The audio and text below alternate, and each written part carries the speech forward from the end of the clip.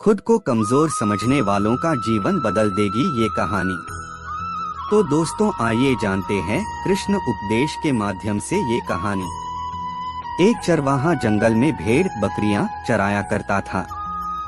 घूमते घूमते एक रोज उसे शेर का एक छोटा बच्चा मिला जिसने अभी आंखें भी नहीं खोली थीं।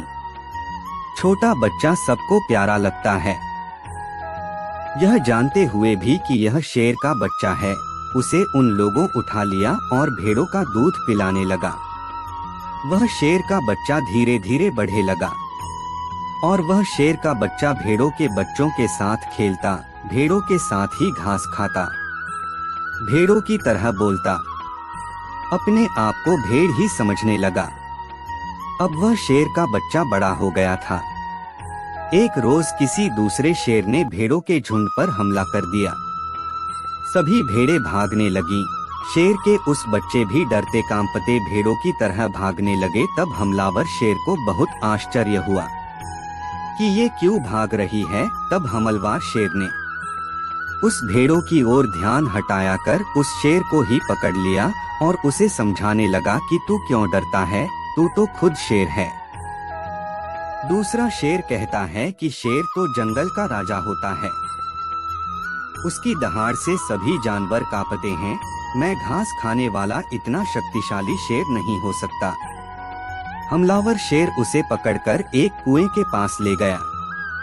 कुएं के अंदर उसे उसका चेहरा दिखाकर कहा, देख तेरा चेहरा मेरे जैसा है, तेरे पंजे भी मेरे जैसे हैं, इसलिए तू भेड़ नहीं तू शेर है।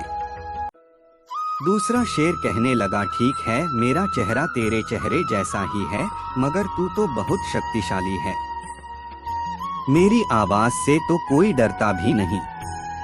हमलावर शेर ने कहा, घास तेरी खुराक नहीं है, इसीलिए तू कमजोर है। उसे वह अपनी गुफा में ले गया और खाने को मांस दिया। कुछ दिन के बाद हमलावर शेर ने उसे दहाड़ मार कर दिखाई और उसे भी दहाड़ लगाने के लिए कहा। जब उसने दहाड़ लगाई तो इतनी जोरदार गर्जना हुई कि पूरा जंगल गूंज उठा। तब उसके सभी संशय दूर हो गए और वह निर्भय होकर जंगल में घूमने लगा। उस शेर ने जैसे अपने को भेड़ मान रखा था, उसी तरह हम लोगों ने भी अपने आप को अज्ञानी जीव मान रखा है। गुरु के कहने पर मान लेते हैं और चिंतन मनन करते हैं कि मैं शुद्ध ब्रह्मा स्वरूप हूँ।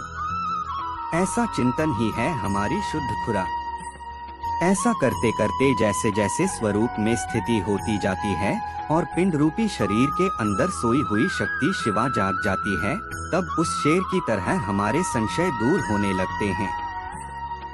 इस प्रकार यह शुद्ध ईगो हमें मुक्ति के द्वार तक पहुंचा देता है और शक्ति अपने मूल स्वरूप कृष्ण से मिलती है। तब केवल अद्वितीय आत्मानंद के रस का अनुभव होता है। फिर न तो संसार बंधन रहता है और न दुख की ग्रंथि। दोस्तों कहानी अच्छी लगी हो तो लाइक और चैनल को सब्सक्राइब जरूर करना ताकि ऐसे प्रेरणादायक वीडियो आप तक जरूर पहुंचाएं।